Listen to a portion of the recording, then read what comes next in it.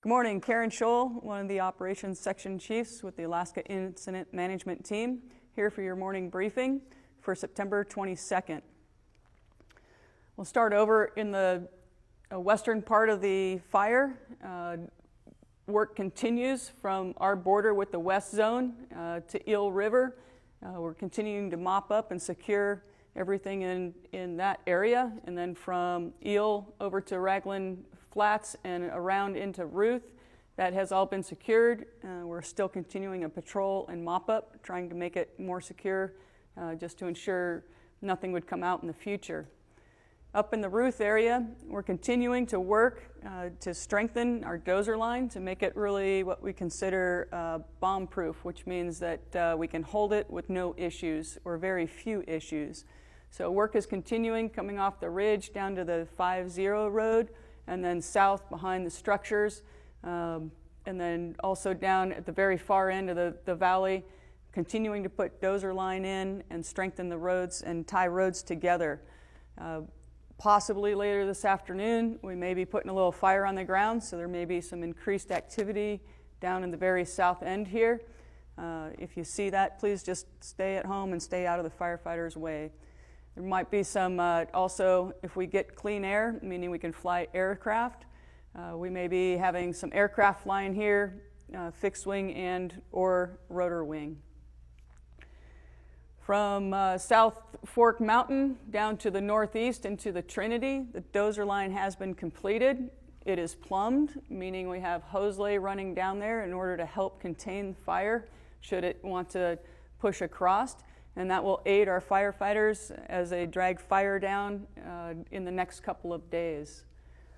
Down in the flats here, there are some cabins. We do have personnel in there. They are evaluating and making sure that they're plumbed also and able to defend the cabins if we have some increased fire behavior that we're not anticipating.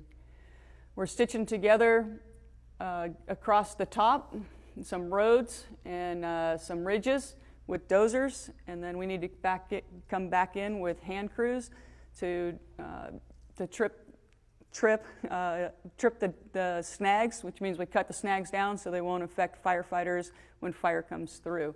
So a lot of work that needs to continue through here to stitch this together to come across on the northeast side of the fire. Working our way down into the Snow Gap area, we did have some slopovers over the 29 road. We had crews in there and some dozers in there trying to make their way around it to secure it. And we had some pretty good success there. There's more work that needs to be done today. We tried to get some night crews in there, but due to the hazardous conditions with not being able to see snags, we pulled them out last night and they were monitoring the situation. So today we'll get some day crews in to look at that and try and secure that. Continuing down to the far east, crews down near the Yola Bola Mountain area have continued to mop up and secure the line, so they're into about 40 feet of depth, so horizontal 40 feet of depth along this area. So good work is continuing here, and then we're doing a patrol further out to the east where we butt the south zone. The control line from basically Post Mountain that comes all the way down is in. It also needs to be improved in some areas, but mostly it is in and pretty good holding feature for us to be able to burn off of should we need to. So our primary is to try and kind of hold this direct, and then our secondary, if we should get pushed against that, we would fall back to this